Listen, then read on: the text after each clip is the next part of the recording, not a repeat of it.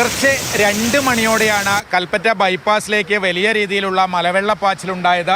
മലമുകളിൽ നിന്ന് ചെളിയും വലിയ കല്ലുകളുമൊക്കെ ബൈപ്പാസിലേക്ക് ഒഴുകി വരികയായിരുന്നു.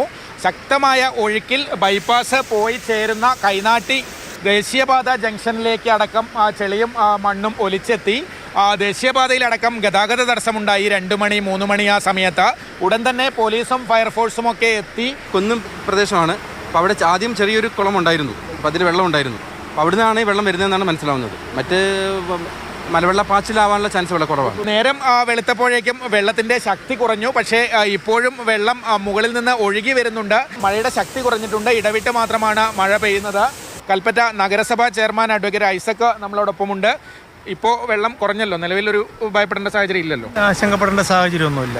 ഒരു സ്വാഭാവികമായ ഒരു അതിശക്തമായ മഴയിൽ കുറച്ച് വെള്ളം ഒഴുകി വരുന്നൊരു സാഹചര്യത്തിലേക്ക് മാറിയിട്ടുണ്ട്. മഴയിൽ ഒഴുകി വരുന്ന വെള്ളം ഒഴുകി പോകുന്നതിനുള്ള ഒരു സംവിധാനം ഉണ്ടാകണം. അപ്പോൾ ഇത്തരത്തിൽ ഈ നീർച്ചാലുകളൊക്കെ മൂടുമ്പോൾ വലിയ വെള്ളം മുകളിൽ നിന്ന് വരുമ്പോൾ സ്വാഭാവികമായും ആ വെള്ളം നേരത്തെ ഒഴുകിയിരുന്ന ഒരു വഴിയിലാണ് നീരൊഴുക്കുണ്ടാവുക. അതിന് തടസ്സമുണ്ടാകുമ്പോഴാണ് മറ്റിടത്തേക്ക് സാധാരണഗതിയിൽ വെള്ളം ഒഴുകി പോകാത്ത സ്ഥലങ്ങളിലേക്കൊക്കെ വെള്ളം ഒഴുകിപ്പോവുക. രാവിലെ എത്രത്തോളം വെള്ളം ഉണ്ടായിരുന്നു എന്ന് നമുക്ക് ഈ ദൃശ്യങ്ങളിൽ നിന്ന് മനസ്സിലാകും. കാരണം വലിയ ഉയരത്തിൽ വെള്ളം ഒഴുകി ഈ സൈഡിലുള്ള പുല്ലൊക്കെ ചാഞ്ഞു നിൽക്കുന്നത് കാണാം. അത് വലിയ രീതിയിൽ വെള്ളം ഒഴുകിയപ്പോഴുണ്ടായതാണ്.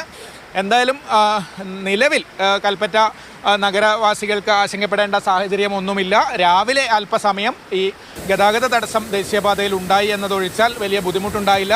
പോലീസും ഫയർഫോഴ്സും വനംവകുപ്പുമൊക്കെ വളരെ കൃത്യസമയത്ത് തന്നെ ഇടപെട്ടു. എന്തായാലും നിലവിൽ ഇപ്പോഴത്തെ സാഹചര്യത്തിൽ ആശങ്കയ്ക്ക് യാതൊരു കാര്യവുമില്ല. ഷമീർ മച്ചിങ്ങലിനൊപ്പം കമൽ, മാതൃഭൂമി ന്യൂസ്, വയനാട്.